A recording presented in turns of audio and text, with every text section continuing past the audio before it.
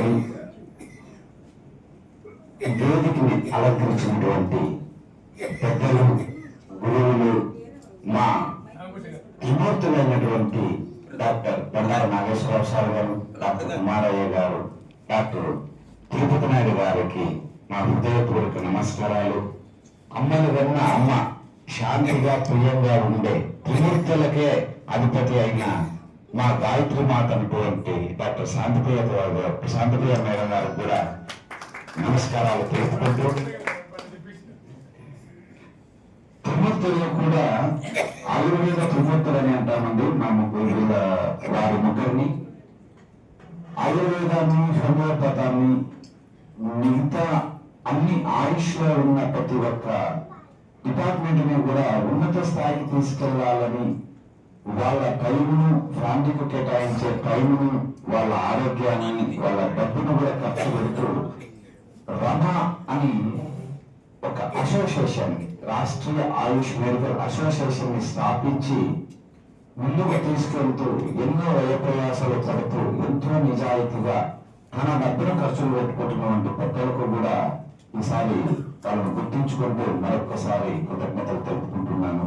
అలానే ఈ రోజు అన్నిటికంటే ముఖ్యమైన విధానం, ప్రపంచంలో దగ్గర 1780 ఆ టైంలో మలేరియాని గడగడలాడిస్తూ ఇప్పుడు కరోనా ఎలా వచ్చి మనం భయపడుతున్నామో ఈ తరంలో, ఆ తరంలో మలేరియాతో ఒక్కసారి మలేరియా వస్తే అందరూ వచ్చి చూసి వెళ్ళండి, ఇక మనకు మనిషి మిగలడు అనే స్థాయి నుంచి కూడా అప్పుడున్న మెడిసిన్స్ కూడా లొంగినటువంటి జబ్బులను ఎవరైనా ప్రయోగశాలల్లో కూడా ఏం చేస్తారంటే అండి, ఇప్పటికి కూడా జరుగుతుంది, జంతువుల మీద, క్షీరదాల మీద ఉపయోగిస్తూ వాటిని చెక్ చేసి తర్వాత మనుషుల మీద ఇస్తున్నారు. కానీ పెద్దలు షాముల్ హనుమాన్ గారు హోమియోపతి పితామహుడు అనేటువంటి ఆయన చిరస్మరణీయుడు. ఆయన చనిపోలేదు.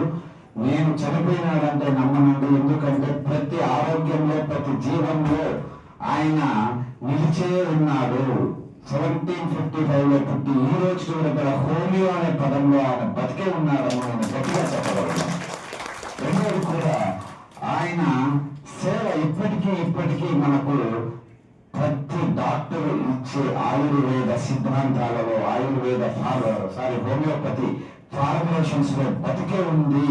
ఆయన సేవ చిరస్మరణీయము. ఆయన సేవ అవినాశి అంటే వినాశనం లేనటువంటిదని కూడా నేను మరొకసారి కూడా నేను తెలియపరచుకుంటున్నాను. మన శరీరాన్ని ప్రయోగశాలుగా చేసుకున్న మొట్టమొదటి సైంటిస్ట్ ఈ ప్రపంచంలో ఎవరైనా ఉన్నారంటే ఆ పెద్దలు షాముల్ హనుమాన్ గారు అని కూడా మరొకసారి కూడా నేను గుర్తు చేసుకుంటున్నాను.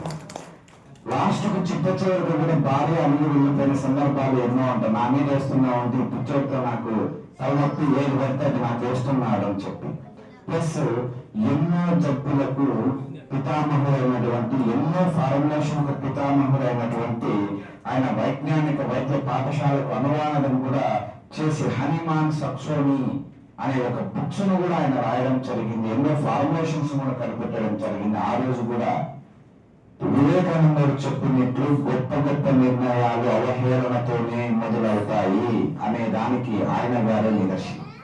సో అటువంటి పితామహుడిని మేము మరొక్కసారి ఆయుష్ డాక్టర్లు ప్రతి ఒక్కరూ కూడా ఎల్లప్పుడూ నిరంతరం విజ్ఞాన వేదికగా, నిరంతర పరిశోధనగా ముందుకు తీసుకెళ్తూ ప్రతి ఒక్క జబ్బుకు ఆయన శత్రువే, ప్రతి ఒక్క జబ్బుకు ఆయన ముందుండి ప్రతి డాక్టర్ ఇచ్చే ప్రతి ఫార్ములాను ఆయన చిత్రగానే భావించి హోమియోపతిని మరింత ముందుకు తీసుకెళ్లాలి, మరింత విజ్ఞానంగా తీసుకెళ్లాలి. శస్త్రచికిత్స లేని వైద్య విధానంలో హోమియోపతి ముందుకు తీసుకెళ్లాలని కూడా నేను ప్రతి ఒక్క హోమియోపతి డాక్టర్ కూడా మనవి చేసుకుంటూ, ప్రజలు కూడా హోమియోపతిని ఆదరిస్తున్నారు.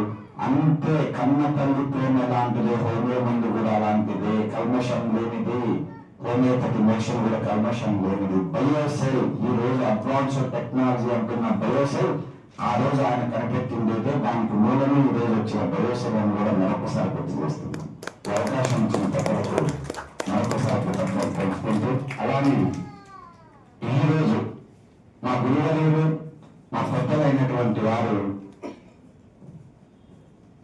వాల్మీకి గోయవాడు, ఒక వేటగాడు, ఒక అందరినీ హవహేళనగా బతుకుతూ ఉన్నవాడు ఈ రోజు అదే వాల్మీకి మహర్షి.